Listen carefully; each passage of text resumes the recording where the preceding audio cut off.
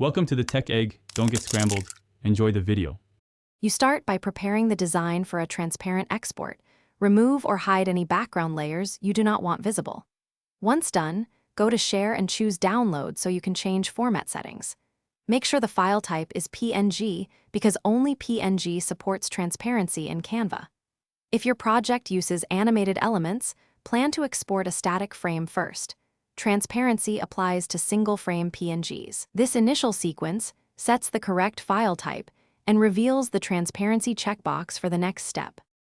Now choose PNG as the file type and look for the transparent background checkbox. Ticking it tells Canva to remove the canvas color on export.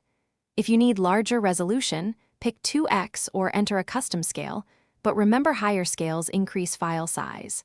Then confirm any cropping or bleed settings because those affect visible edges once transparent.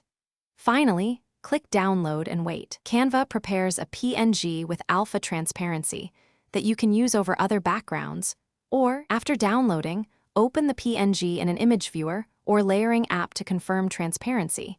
You should see a checkered or no background.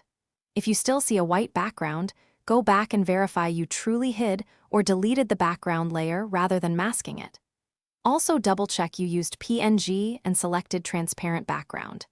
If issues persist, duplicate the design to a new file and export again. Sometimes hidden groups or locked layers prevent transparency from applying correctly.